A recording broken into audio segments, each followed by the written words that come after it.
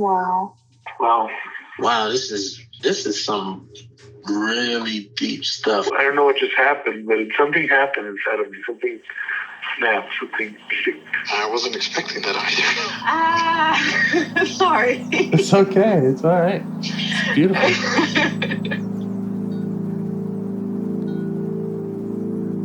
Monster is like really small, but it had to become that to stop me. And then the hurt child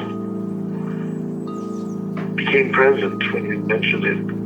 And I didn't realize this until now. There were things that I didn't remember until now. Funny. I haven't seen that before.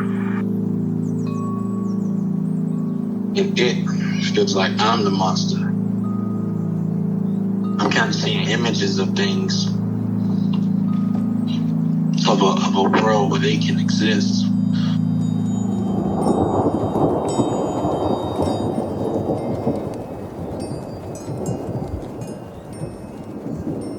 This clarity brings all kinds of answers. It's clear. She hugged me and then went back to her place, I guess, in my heart. Oh, it wants to come out. It wants to bippity boppity boop Cinderella me. She's melted into my chest. It's ooey gooey. All week been finishing things, cleaning up more, started eating vegetables again last week. And it kind of just started happening. It's almost like I just finished going through a meditation session. I feel light. When you hit that first joint, in the morning, and I actually feel a lot more awake.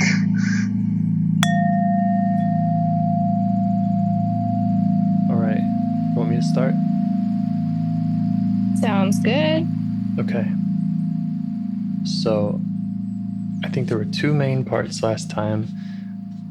One was the one who tries, and I was kind of a cheerleader and saying, "Hey, you did everything you can. You do everything you can." And then there was Jerry, whom you were saying kind of reflects what you think are OCD, and analyzing thoughts. And he was saying, "Don't get your hopes up," and we learned from him that he has this question about the truth of, is life worth living? Am I redeemable? And you said something like the whole system is kind of waiting for him, kind of at a standstill for him to get this answer. And he said and he told us don't give up on this, because he was trusting us to continue investigating that. Yeah, I do remember all that. Yep. And then the only other thing that you just reminded me of when you were talking about factions is that you had also drawn some parallels and said maybe Jerry is the undeserver, but I've also heard the undeserver say that he hates Jerry. So that was also in there. Yes, I remember that. And we were thinking that maybe Jerry and undeserver were two parts of the same part, which is possible. I'm still unsure on it, but when I said the two factions with the two parts, I think because last time the way we got started, I think, was focusing on the part that gets insulted or feels maligned and reacts to that, and sort of that the system around feeling snubbed and wanting to be angry or distance myself. That group of parts feuds with the group of parts that's more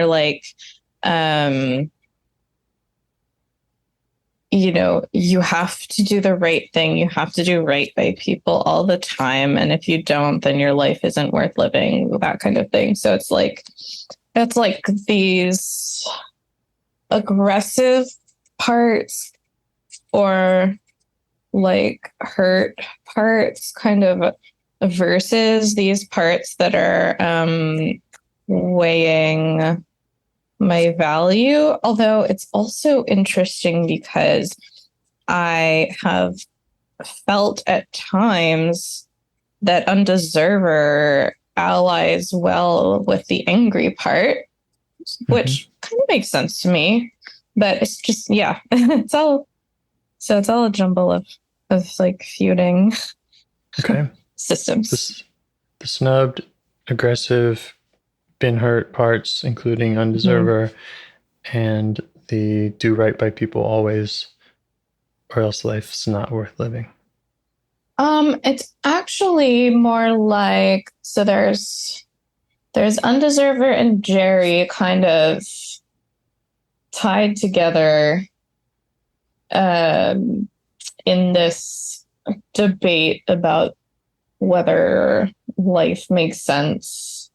And then on the other side, there's like the preschool exile, for instance, which is behind protectors that automatically sort of lash out when somebody hurts me. So, for example, like with my ex, there were a lot of times where he did something really shitty, and I would be like, well, fuck you then. Like, I don't need you. But then this other sort of more existential Jerry Undeserver group over here would be like, well, hold on. You got to do the right thing. How do you know that leaving him is the best option? How do you know you won't feel guilty, et cetera, et cetera? So I hope that makes sense. If it doesn't, I can explain further. How do you know is kind of what they keep saying about a lot of things. Yeah. And when we left off, we were delving into like the side that's kind of like really guilty, because that side is very much activated now that my ex is dead. So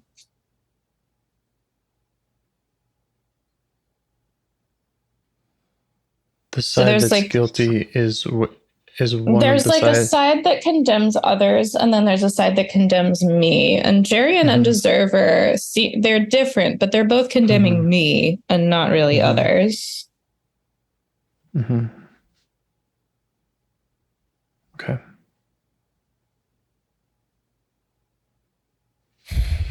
All right. Got a nice basket of parts here. We sure do.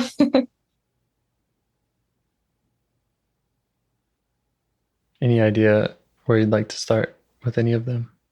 I'd like to start just wherever we were last time, which I think was like, that question of like, does it make sense to continue and live life to the fullest or whatever, or can I never have a full life?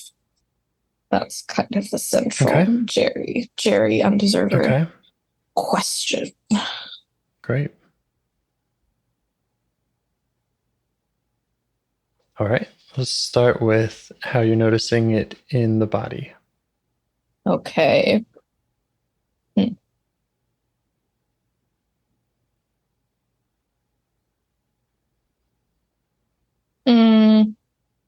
It's kind of a dampening, like a dulling. It's like feeling of like dread, or like in my chest, like just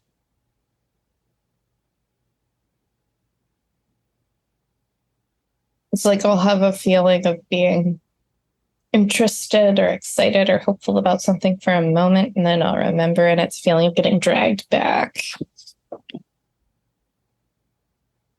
Okay. So when something is interesting, exciting, this part kind of drags you back with the can you even have that? Do you deserve that fullness? Yeah. And it is really like a can you have that? Like, is it possible to even have that now that this has happened? there's something about deserving in there too, but it also feels like very concrete.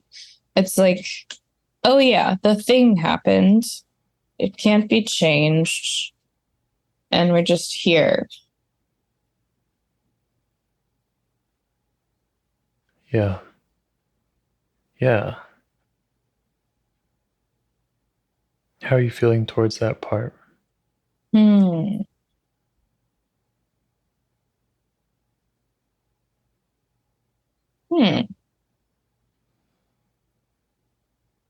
Kind of like nothing. I feel very neutral. Like, yes, that part drags me back. It is what it is.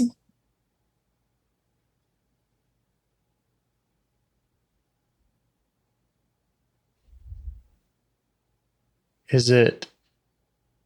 I don't think it's self, but I don't know what part it is. I don't know. Maybe it's just the figuring out part. But oh yeah, like a figuring out part that doesn't have any balance to. It's just at neutral. Yeah, or like a storyteller. It's just, yeah, I'm just saying what happens. This is what happens when something happens. Which, in a way, I guess it's like sort of progress because I'm not just mired in the emotion of it like I guess I used to be. But I feel like it is a sign that Jerry and Undeserver have calmed down a little bit that I can even be at this point. But yeah.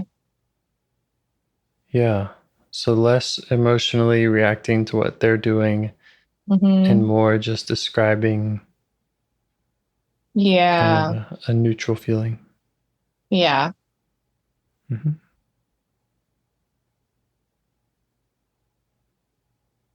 Yeah, well, if it does feel like a part that's just trying to summarize it all and keep you from feeling anything for them, then you. I know what. Yeah, I know what it is. It's a part. It's a part that's like, I'm doing okay now. Why do we have to? Like, maybe going into it would be good, but also like, why rock the boat kind of thing. Yeah, good question. It's not like what. Well, it's a very honest asking of like, why rock the boat though. Like, it's not like anti delving into it, but it's like if we delve into it, it could cause feelings that like I just got away from.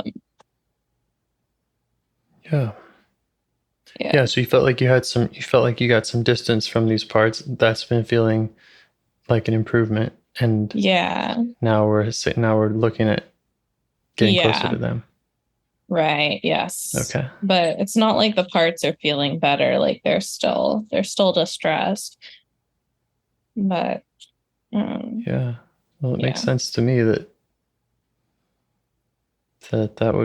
could be uncomfortable. Yeah. Yeah, it makes sense to me too. And like I said at the beginning, we really don't have to do anything. So I think it is worth it to do something. Because I think if we decided not to do anything, then Jerry and Undeserver would probably just pop up again even stronger. Because I think they've been part of the reason they've been quiet, I think, is because they have had more faith that things will be addressed potentially. Yeah, I think you're right. Yeah.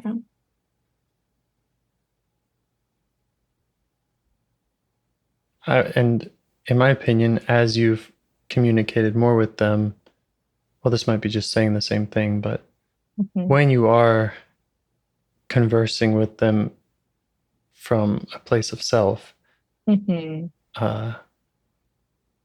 you're smiling. You're enjoying the doing it. So yeah, I was really glad to get to connect with them last time. Yeah, but I also don't want to dismiss that reality that it can be uncomfortable, and sometimes we got to look out for biting off more than we can chew. Yeah, for sure. It makes sense to me why that part is like a little reluctant. Is there anything that it needs from you now, or is it willing to give space? Does it have any It is requests? willing to give some space. It's kind of like it wants there to be a way for me to come out of this like good or okay or whatever. It just wants to know that things won't spiral or something.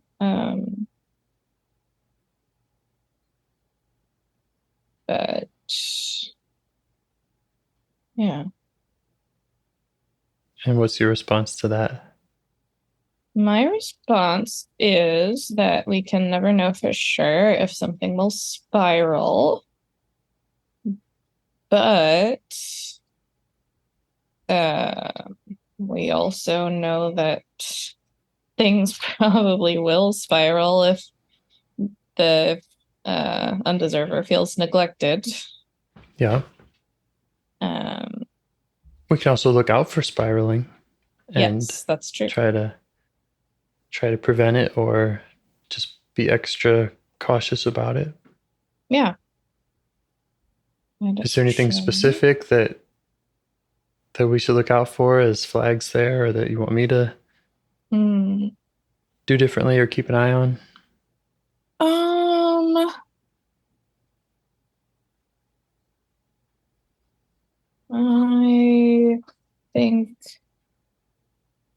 I don't think there's anything that you can watch out for. Like, the nature of my system is to keep talking normally no matter how I feel. So I think I would have to be the one noticing the distress. But let's see. I'm having trouble like understanding exactly what this part wants. It just wants to not be depressed. It wants to not feel hopeless. It just wants to avoid negative or like overwhelming negative emotions, which is what all of them really want. Yeah. But it also knows that last time we got into it and things improved, so. Yeah.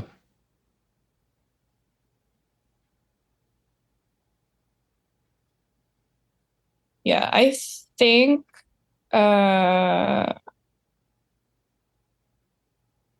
let's try just letting it give some space, and it can always come back up if it has another concern, but I don't feel it saying anything like concrete about what it needs. So great.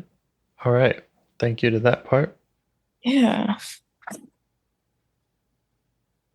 So now how are you feeling towards these ones who are wondering if it's possible to have that fulfillment, that goodness?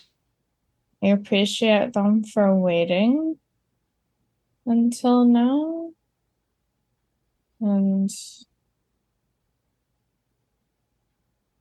like, I feel like they chilled out a significant amount recently. And not that being chilled out is inherently better, but things have been easier around my brain. And that's nice. All right. And I just feel for them. I kind of, it's good to reconnect with them because I haven't really like talked to them in a while. Yeah. Great. Yeah. So show them that appreciation.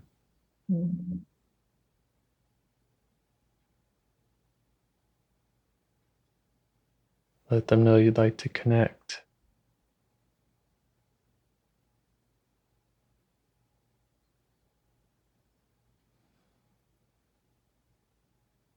Yeah. Feel a little bit connected to them. The sort of gatekeeping part is interfering a bit, but I think that's okay. It's just like gradually letting things come through. Mm-hmm. But yeah.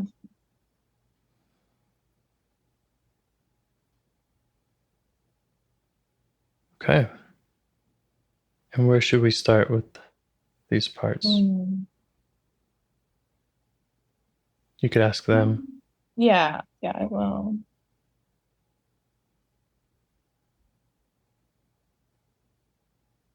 Okay, Undeserver's just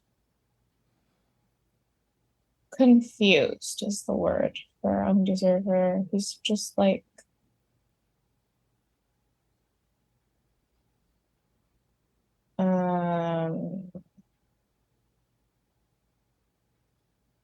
has felt a bit better lately, but doesn't know how or why, and really wants to know, because if he doesn't know like what's going on, then he can't know if it's right and true and stuff. Okay. Mm-hmm. Yeah.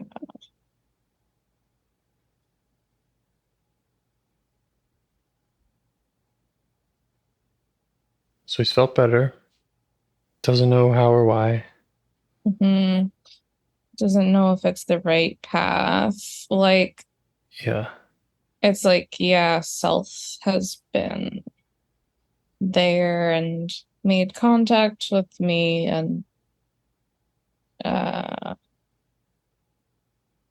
just like sort of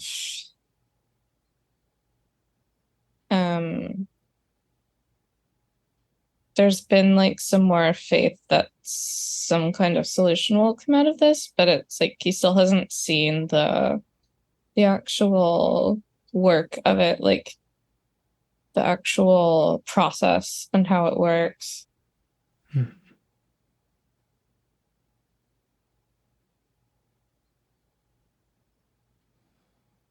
that make sense to you? It does. Yeah. I just don't know, and I'm sure this is another part, but I just don't know how to show that to him because I don't know what the answer is. Yeah, I kind of don't know either. Mm-hmm. I mean, I know how to say these words that help people through the process, but you know, what's really going on under the hood, I don't know. Yeah, it's like, how do you do the work of like deciding whether life is worth it? Yeah. How do you do that math? Are you up for examining that more? Yeah. Me too. Yes. Maybe Undeserver can show us kind of what he's working with. Like, has he already started this process? Can we? Does he have an equation that's not adding up, or does he just not have any at all? That's a great question.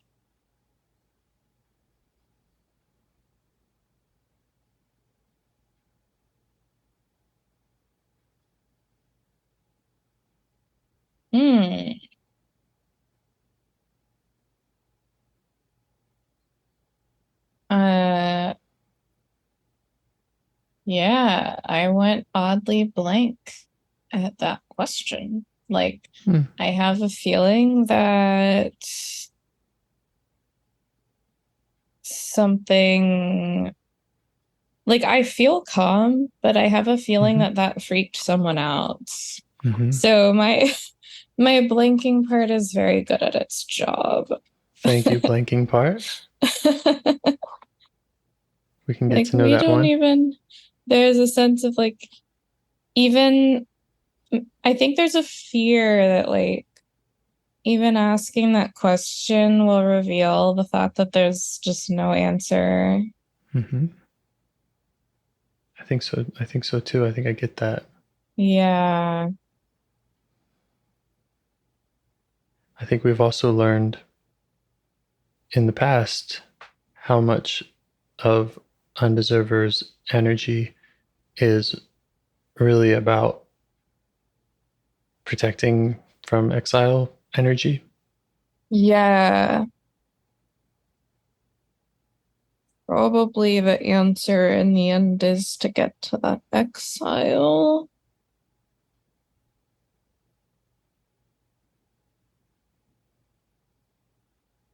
You could check that out with him. Maybe we can set aside this equation. Yeah, maybe I could just ask him to tell me anything he wants to about the exile. Yeah. Okay.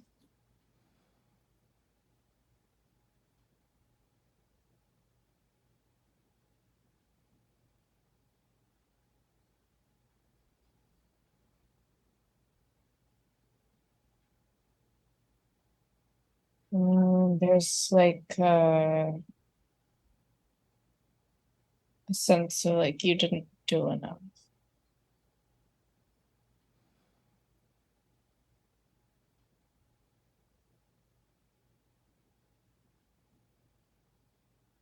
You okay with hearing that? Yeah, that makes sense to me. Yeah. That's definitely something I've already known. Yeah, let him know he can show you more about that if he wants, or anything around that. Yeah.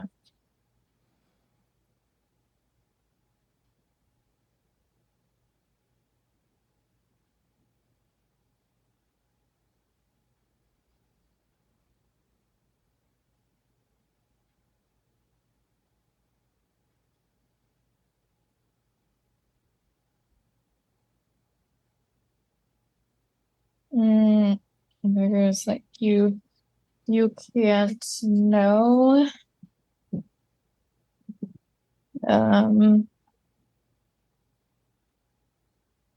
Like you can't know anything for sure. Mm-hmm. Again, that connection to Jerry. Mm-hmm.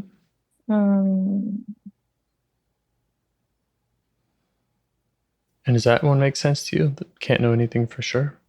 It does. Although I don't know if that's the exile or if it's just kind of a protector thought, but it is it's coming from that general direction. Yeah, what's the feeling behind you can't know anything for sure? The fact that these questions about life and about my worth or whatever are unanswerable is just really scary. Yeah.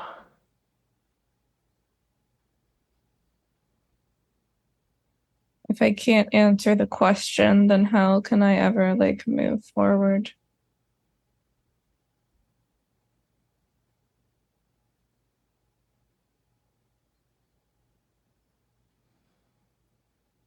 And are you all right with that? Just being with that for a moment? Yeah. Mm-hmm. Yeah, that makes sense to me. Mm-hmm. Me too.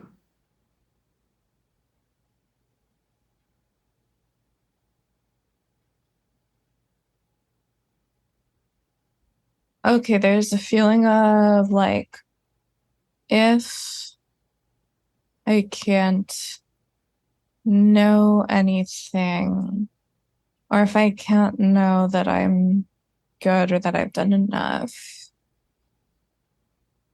then I have to assume that I haven't because I'm naturally going to be biased in favor of myself. Like, I'm always going to want to think that I did enough. And that's why I should think that I didn't do enough. Mm-hmm. Yeah, I get that. Yeah. And you do have those parts that are the cheerleaders, and they're saying, "Come on, you're great." Yeah, and it's like, wow, pro me propaganda inside my own brain. Who would have thought? Right. Right, of Yeah. course.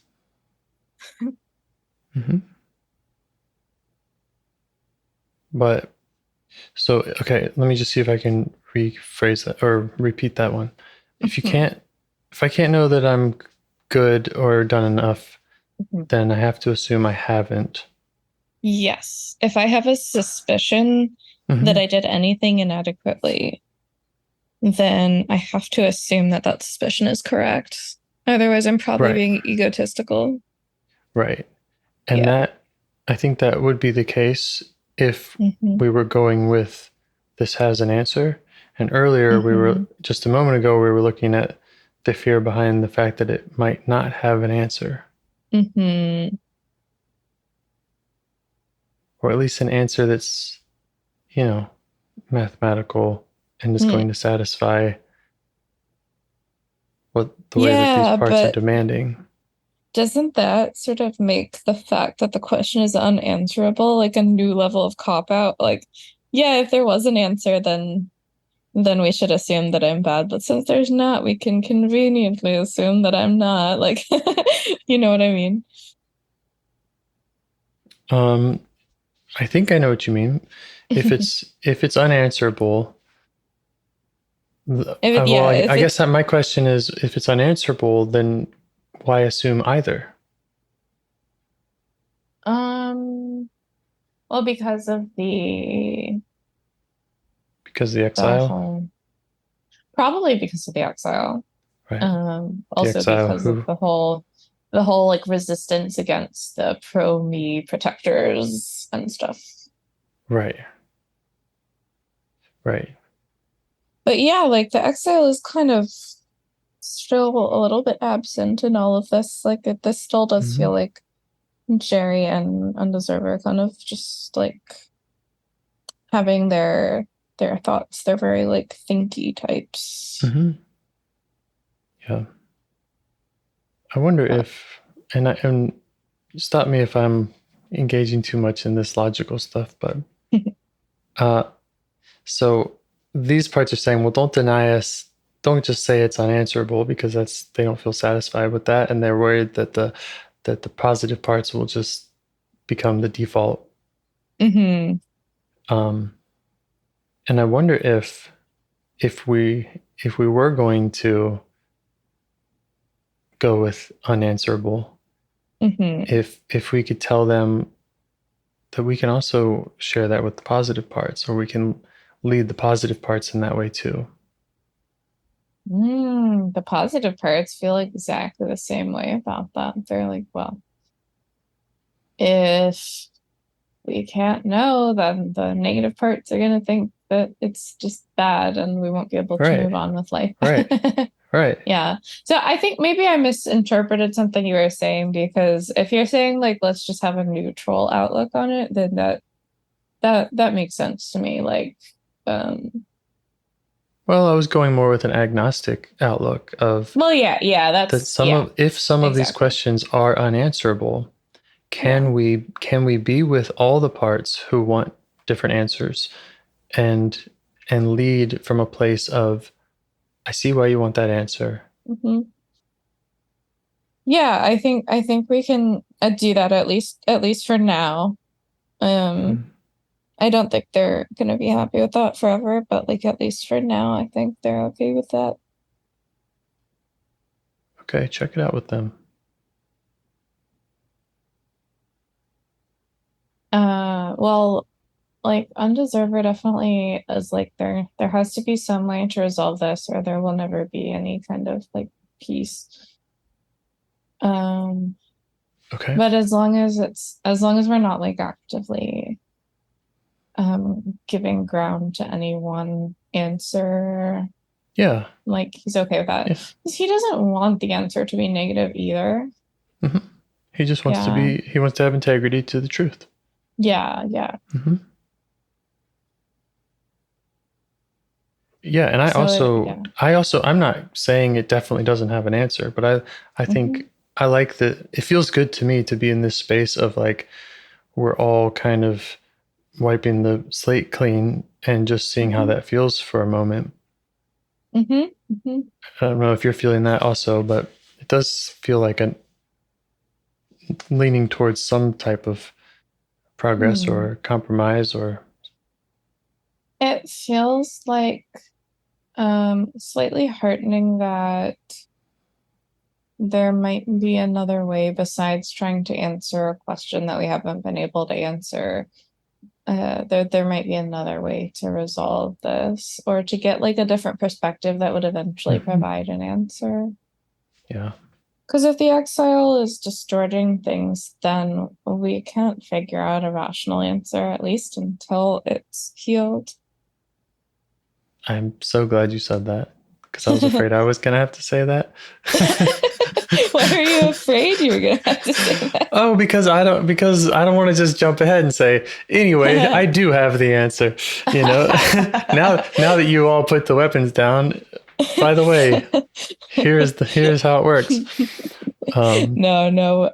Yes. But yeah, that sounds.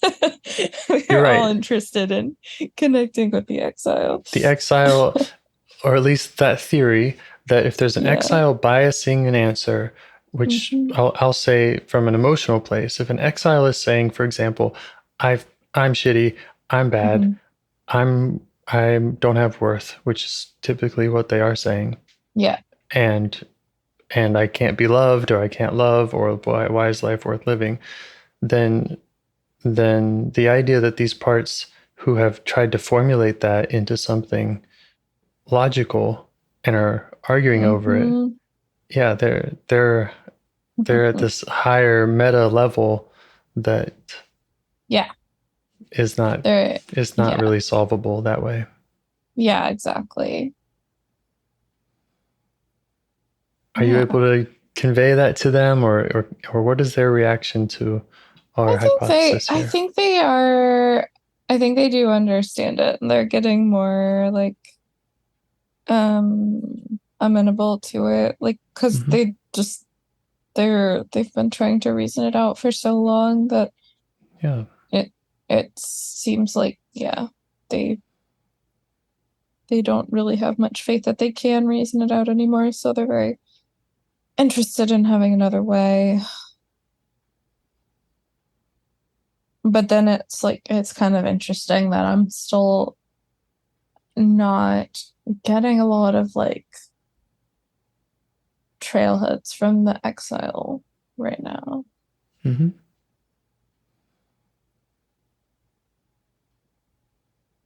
I think maybe Undeserver has a thing of like the exile is irrational, so why bring out the exile? The exile doesn't have the answer, so why talk to it? The exile is the question. Yeah. You know, I'm thinking back to just logic and math here. Yes, the exile might not have the answer, but the exile is creating this imbalance in the equation. Yeah. Oh, yeah. I agree. I definitely think that's the case. I think that's why Undeserver isn't giving me much information about it. He thinks it's irrelevant or something. So I guess I need to convey that. And I also think that he's right, that this is not going to be a rational process. Yeah, for sure. It's going to be an emotional process. Yes. Maybe there's other ways other words I could put on it, but it's about going to parts, being with parts, witnessing parts, allowing them to be irrational.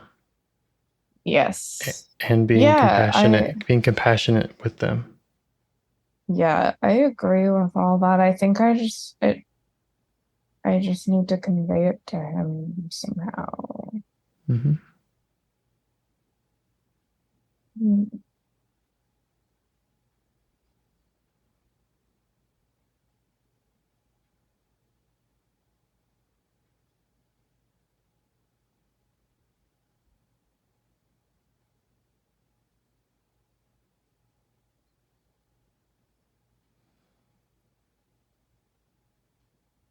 Mm.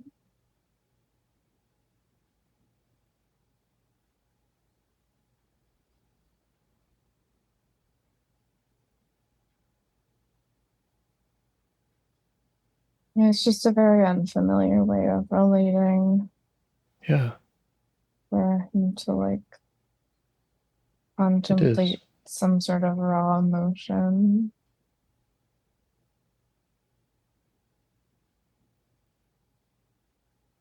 Mm-hmm.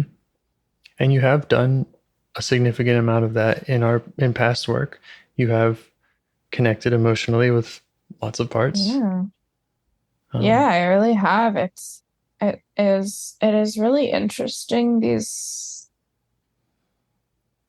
you're right, and I agree, and have often thought sort of like everything that you just said, and yet it is very interesting that there's like part of me who finds it strangely new.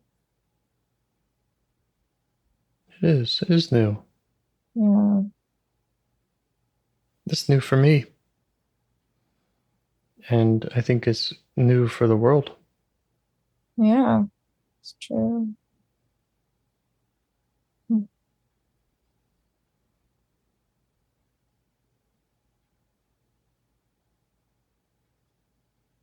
Hmm.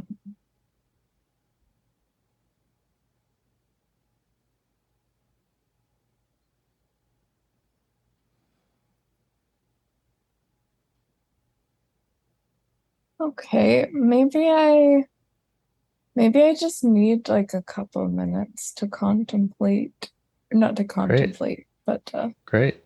to relate to him. Okay. Take your time. All right, maybe like, do you want to set a timer for like, I think we did 4 minutes in the past? I'm happy with that.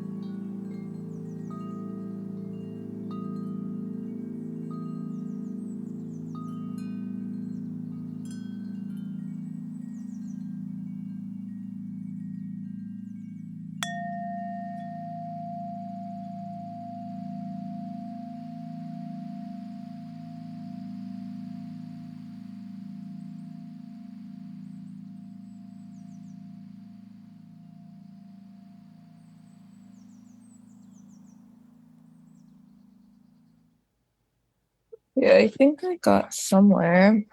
Mm-hmm. There's like pessimism, like a um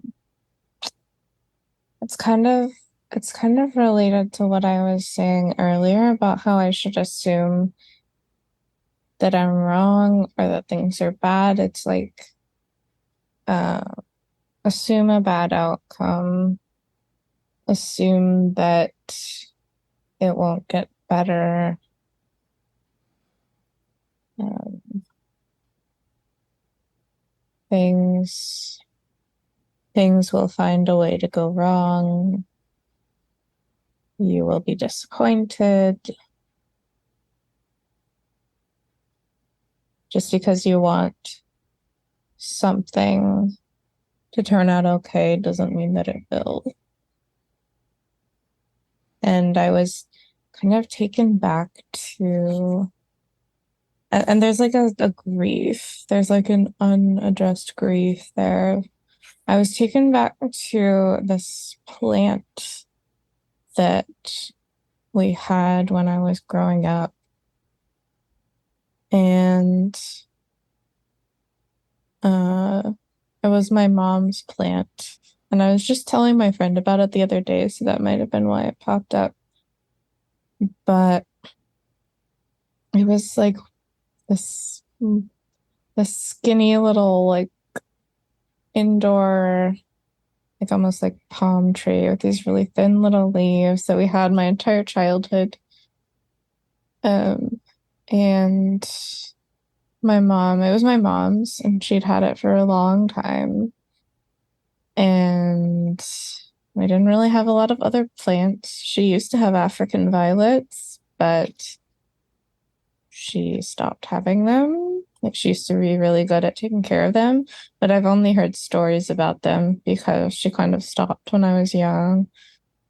And so this plant was like surviving in our living room, but she wasn't really taking care of it. And as I got a little older and like, but still in elementary school, I was trying to take care of it and remember to water it.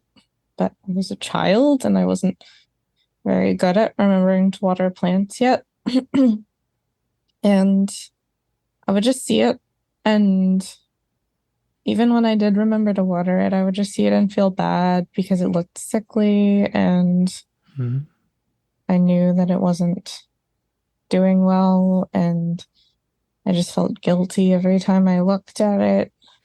And eventually it died. And I was like, well, I don't know. Part of me was always worried it was going to die. And another part of me, like, never really thought it would. But it did. And that was that. And yeah, it's a very similar feeling to how I feel about my ex, weirdly. Yeah. You could see something slipping and you have these conflicting, am I supposed to take care of this? Do I know how to take care of this? Yeah. Did I do something wrong here? Did I do enough? Right, exactly. It's just really sad, but there's like no way to process that sadness. Because it's like there's guilt. Yeah.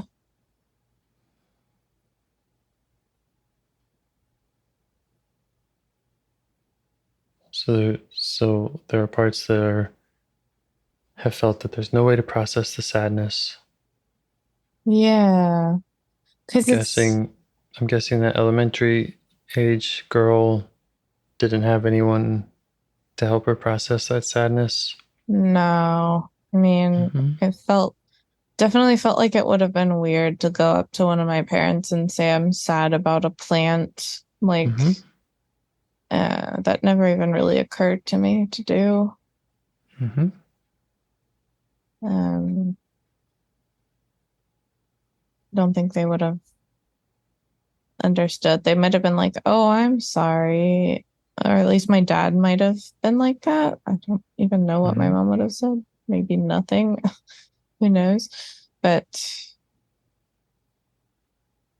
it's like, it wasn't like it just died. Like, when our cat died, it was sad, but like, I knew he hadn't been, well, I had a lot of guilt about him and the way I treated him as a child, but like, fundamentally, like, my parents didn't screw up keeping him alive, and he like died of kidney disease when he was 19. So there wasn't that same like, oh, somebody could have really prevented this, and maybe it could have been me. Yeah. So it wasn't the same.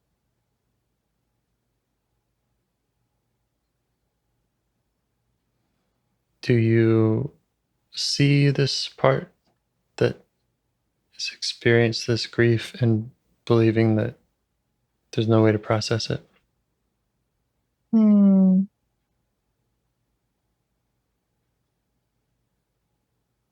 It's really just an image of my living room, where and the plant being in the living room, and getting progressively worse. Just slowly watching it happen over years. But there's not like an image of a person that's me. It's just kind of looking at the plant in the sad, slightly dark living room. How about the part that says it would have been weird to tell my parents that I was sad about it? That part is more like a figuring out part saying that, because it's not even something I thought about back then to tell them. Right? Because, okay. I was going to say because it would have felt weird. Yeah, yeah, so I guess there must be a part that is feeling weird, or like there was no way to even be like, I also couldn't be mad about it. Like I couldn't go up to my mom and be like, you helped kill this plant that we all loved, that was with us for years. Like, I think it had been alive since before I was born. And I couldn't just go up to her and be like, what the hell happened? Yeah. The part that is mad, sad, grieving. Yeah. And come to think of it, I've always been really sensitive to like death and grief. Like I used to when my this is kind of funny, like, but when my mom would fix me a grapefruit as a young child, and we would squeeze the juice out of it when we were like done scooping the like fruit bits out. The sight of like her squeezing it was just really sad to me, because it was obviously like a living thing getting crushed. And so I used to literally be like, it's okay, grapefruit. And we would like say that together. But deep down, I knew that it wasn't okay. And the grapefruit was dying. And like, it helps now that it literally helps me feel better now that I've grown up and studied some biology. And I know that plants literally produce fruit because they want animals to eat them, because that spreads their seeds. But like, that's not the case with every food. Like a lot of foods are just killed things that we've taken the life from. It wasn't the case with the plant. Yeah, but it is the case with like a lot of other stuff that we eat, a lot of other stuff that we do as just like a day-to-day thing. And just if I think if I really grasped the reality of it, I wouldn't be able to eat. I wouldn't be able to like leave the house. Like there's just so much tragedy, like both in the system that we live in and also kind of inherent to existence, that just kind of like puzzles me and makes me like desperately sad. Or I guess it would if I didn't numb that out. I get it. I think I get it. I mean, I have those parts too, that a spider got into a fly trap the other day at my house. Oh, yeah. I mean, the tiniest little spider, and it was a sticky trap, and I was like trying to get him out of it. Aw. And I did. He lost a couple legs, but Aw. But you know, I'm still taking my time to do that. You know, like because that's not fair. You know, it didn't feel right, and I didn't want him there. Oh, I'm even worse about it. Like not that it's bad to do that, but like I literally have like ants in some parts of my home, and I'm like, I am not going to lay out traps for them. I'm just not going to do it.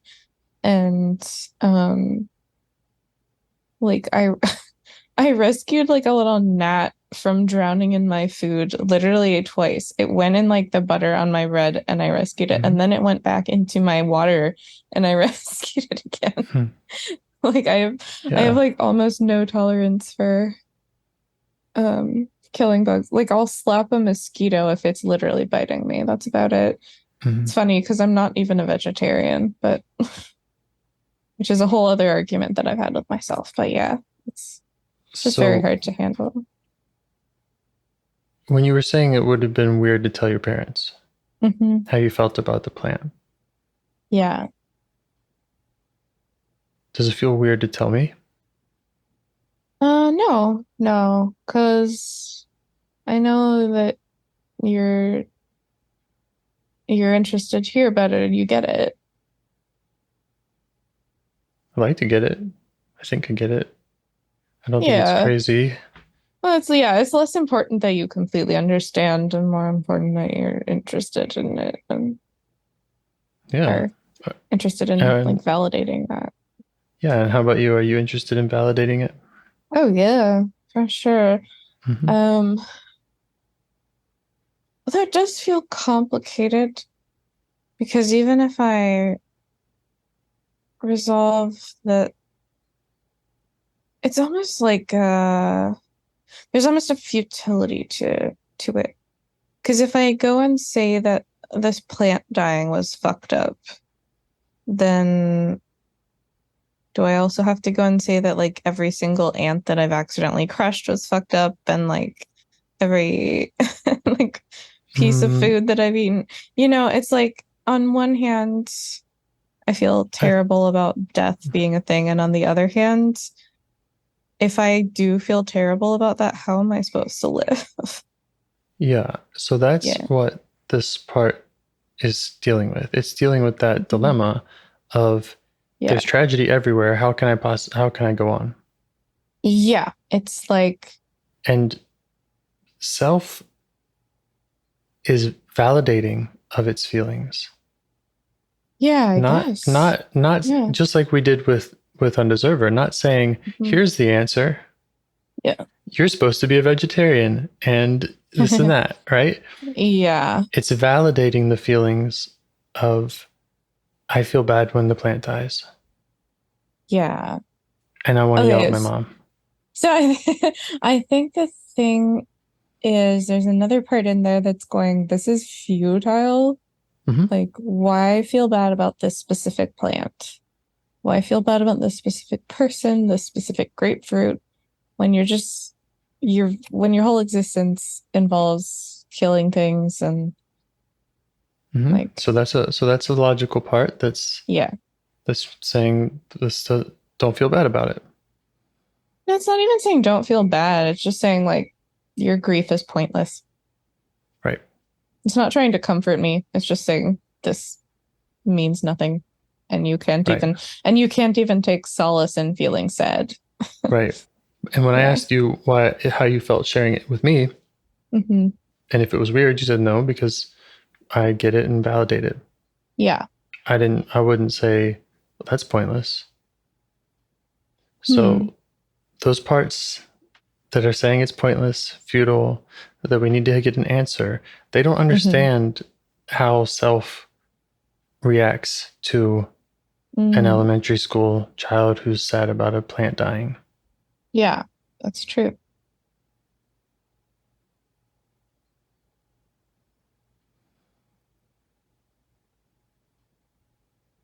I think the futile part needed to be validated by self too. Absolutely. They really do. I think maybe they need to be validated before they'll let me validate the other one. Yep. Yeah. Protectors first. Yeah.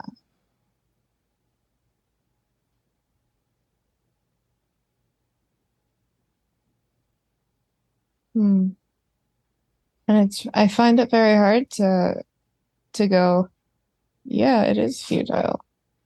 Nope. Which is so again is another part. Right. So we're not agreeing with their answers when we're validating them.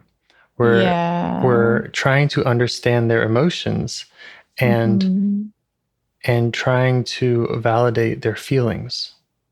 Yeah. Well, I definitely get why they think it makes no difference. Right. So let them know that you get why they think that. Okay.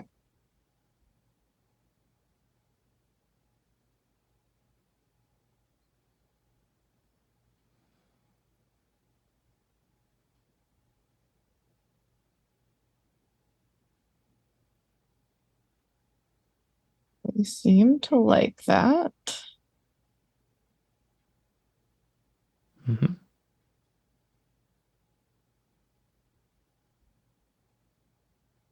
They're not really used to not being fought with. Right. Yeah.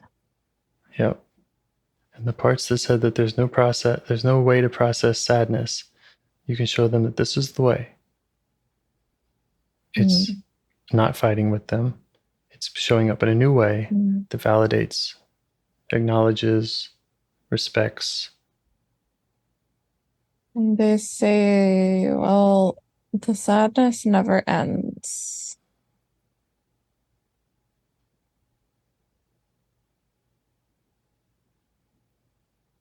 And I get why they think that. Mm-hmm. Me too.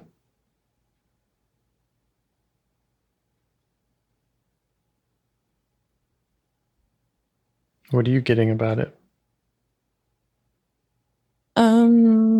Because I don't see a way for it to be resolved. Just the fact that life is cruel. That you always hurt other living things by existing. Mm-hmm. At least by being an animal. Mm-hmm. Yep.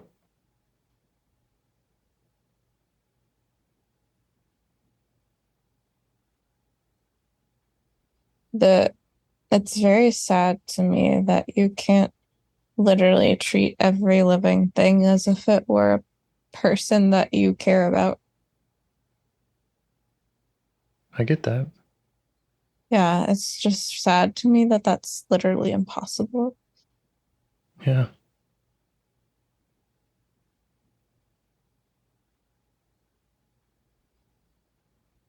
And if I can't respect the right to life of every other organism, then how can I claim a right to life for myself?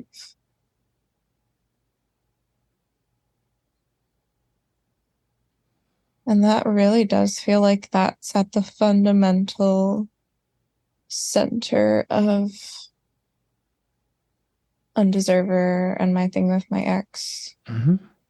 Okay. If you can't respect the life of every organism, but then how can you claim your own? Yes. Mm-hmm.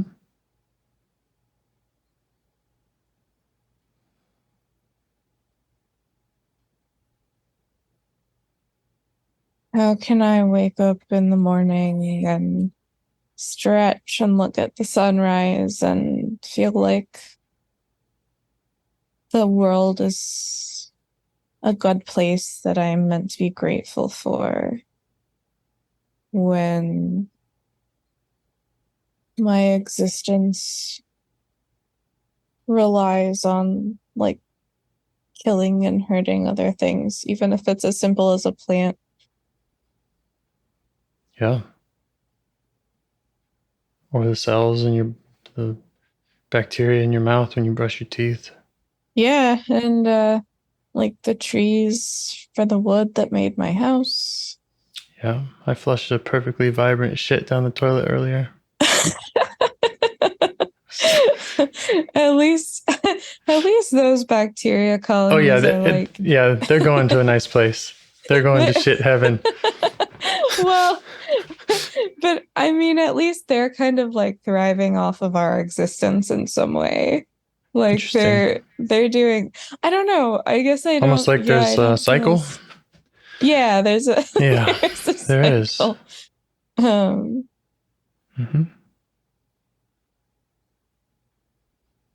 But it's a third way.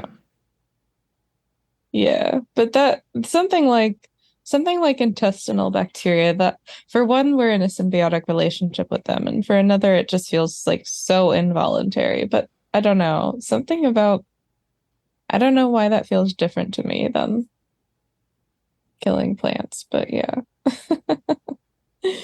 But you get why parts say that feels different, right? That there's something feels different about killing plants versus killing bacteria versus killing a person. Although I do contemplate like even about killing bacteria, but yeah, it does feel a little different than killing plants. But yeah, it feels I don't different know. to me It's too. just yeah. But I have had those moments of being like, yeah, I have like a cold or COVID or something. What the Poor viruses COVID. in me are just trying to live. Like I have had that thought. It's not that I haven't. Yeah. You know, I think, and who cares what I think, but I think if you weren't sad when things died, that would be concerning. Probably it would Like, be. to be sad, to care about things is beautiful. And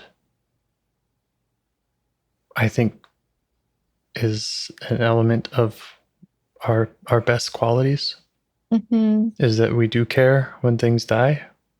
Yeah.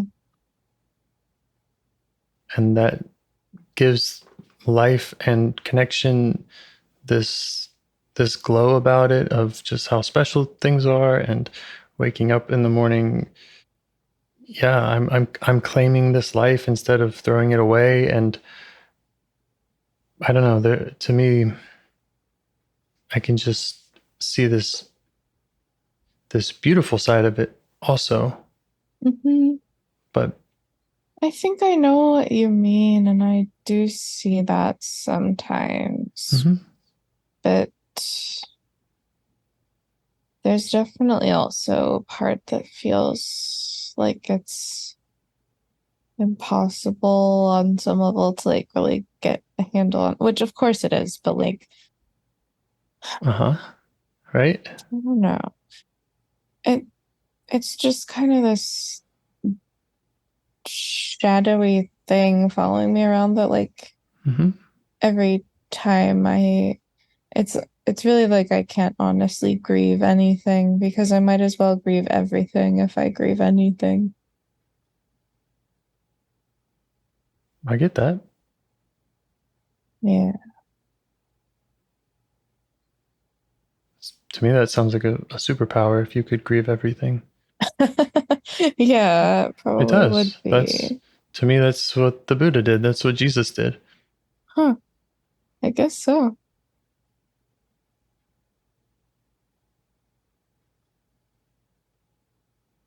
They kind of went all the way with their compassion and recognizing of suffering. Yeah. Yeah, I mean, I know the Buddha was all about trying to find the root of suffering. Didn't he end up deciding that like wanting things was the root of suffering? Well, the first noble truth is that life is suffering. Oh, okay. He completely agrees with the thesis so far. Well, that there is sadness and suffering everywhere. That is a condition of what it means to be alive. Reminds me of a meme I saw where he's saying life is suffering, and then somebody in the crowd is just going, "Who hurt you?" Right. Yeah. And that can often be, hey, that's what the therapist wants to ask, right? Is that, come on, Buddha, you doing all right? Yeah, but like, yeah, and a lot of therapy is really dismissive. Right. So yeah. And he didn't do that. I don't want to do that. Yeah. I think that you can do that for the parts that have those feelings. Yeah. You can be that person in you that accepts and loves them for the way they are and understands parts that feel that way and doesn't try to exile them. Yeah. It's just funny, like how do we get from I'm sad about my ex dying to my entire problem is that suffering exists. It's the problem, and you have and you have parts in you that are still suffering, and you have parts in you that are saying there's no way to process the sadness. Yeah. And I think that's how we got here. Is we're looking at ways, or maybe the way, to process the sadness. Yeah, that's right.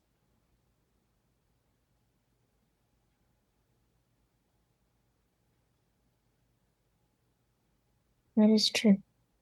Yeah.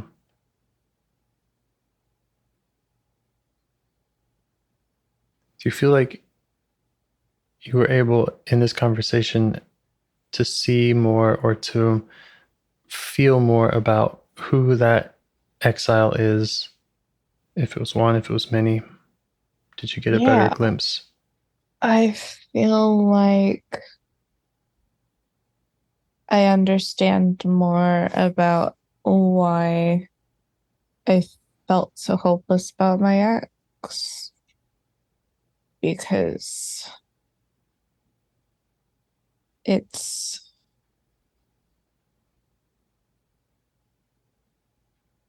not even, I mean, I'm sure childhood trauma is also involved, but it's not even about childhood trauma. It's about the trauma of existing. And I guess when I've hit upon that in the past, it sort of felt like a dead end because it's just inherent to life. And so I never really paid that much attention to it. And now I realize that that is what needs to be paid attention to.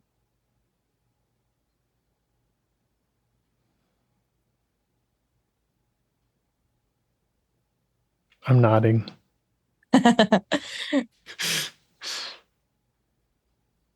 Yeah.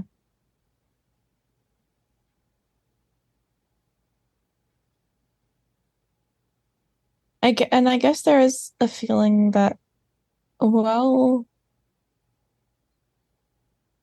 if this is life, then that's weird and uncomfortable and shitty, but it's also not inherent to me. Oh, or it's not specially inherent to me. It's just existence itself. Right. And exiles feel like, especially, they're alone in that feeling. Yeah.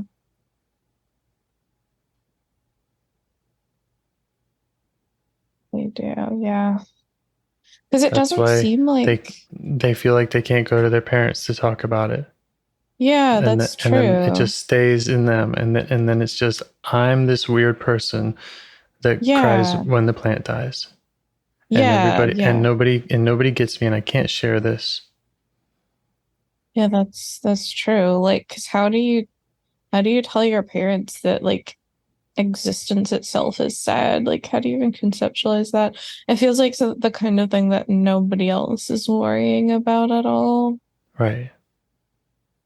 But the part can tell you, right? Yeah. Right. And that can be one more thing that you grieve. I'm sorry. It's sad. My parents weren't the people that I felt I could tell that. That could be a part that also needs to be processed. Sadness that needs to be processed, grieved, respected, validated. Yeah, for sure. It's almost hard to think of a parent that would have a good response to that. I feel like it would be a minority of parents who would actually. I think you're right, and it's something that I grieve. Yeah, it's one more sad thing. Yeah, absolutely. And it's one more kind of universal thing in that way. That we're all kind of running around with these dark, unanswered questions that we couldn't ask, or vulnerabilities that we couldn't share as children. Yeah. And we call them exiles. Yeah. It also makes sense in terms of like over the years, I've felt like hearing about various tragedies and stuff hasn't really moved me as much as it seems to move some other people. And I think it might be because if you already feel that life itself is a tragedy, then what's hearing an earthquake on the news? Mm-hmm. That's almost comforting in a way, because then it's like other people are sad for once. I get Obviously not good that people die, but you know what I mean. I do know what you mean. Yeah. Yeah. Yeah, it can be a relief to see someone else grieving. Yeah. Mm-hmm.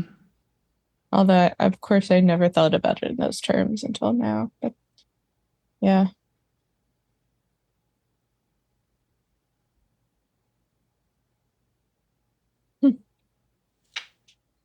Well, I know we're well past our time. I don't want to keep you.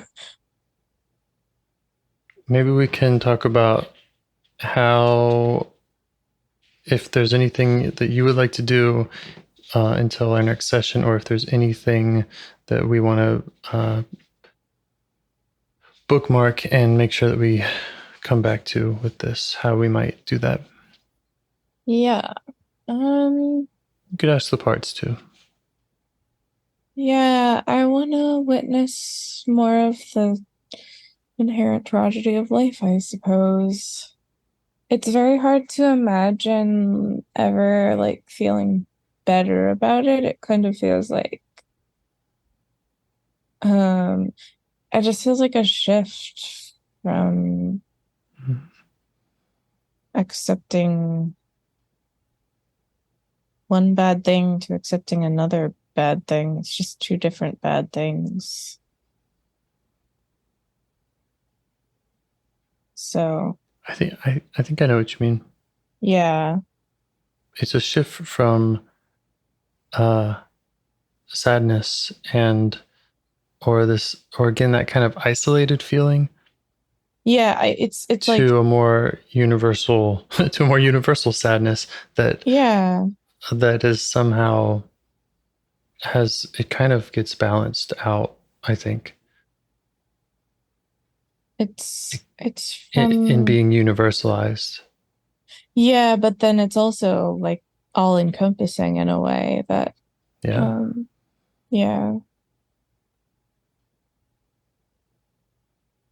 that's just a lot to handle. It's a lot to handle. And then on another day, you find that the same truth is there about whatever the opposite of sadness is. If sadness can be in everything, well, what about this? What about the opposite of sadness? Maybe so. Maybe. I guess that's a good thing for me to keep in mind.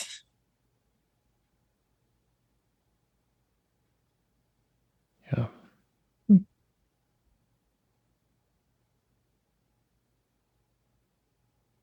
Okay. Any parts have any other questions or concerns? How are all those parts that wanted the mathematical answer?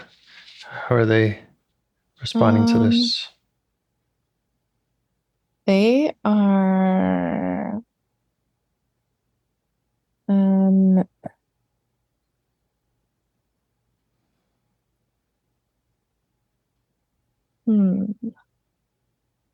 They at least paying attention.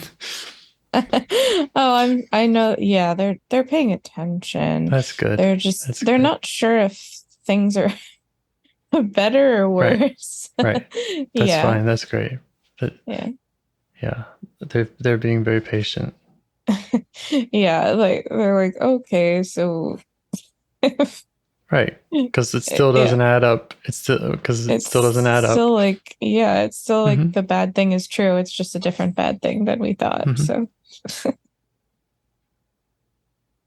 yeah. All right. Well, hopefully our next conversation, we can continue to refine Yes. that thesis of what is bad. Sounds good. Yeah. All right. Thank you. All Thank you right. for your time. Thank you for all your parts' time. Thank you for your time. Okay. See you next time. Yeah, see ya. Okay, bye. Do you want to help bring more self-energy to the world? If you'd like to participate in calls or help out with this project in any way, I'd love to hear your ideas. Join the Discord server or contact me at james@liveifs.com. A huge thanks to our audio engineer, Yvonne, for your care and diligence in editing the calls. To every caller for your courage in sharing some of your parts. And to anyone out there getting to know their internal system, keep going. Who knows? That might be the most selfless, helpful thing you can do for others, and you're the only one who can do it. If you'd like to see us reach the largest audience, we must please the almighty suggestion algorithms at iTunes and YouTube. And they don't care about the power of IFS. They're looking for likes and shares and comments, and the sooner the better. Follow the links in the show notes right here in your podcast player to make your wishes known. And now, a minute of meditation. Or if you prefer, pull over. You can do it in 60 seconds. Just click one of those links. They're right there, and give us a like or a 5-star rating. It would really help. If you think this project is helping people, you're helping people by sharing it. Thank you.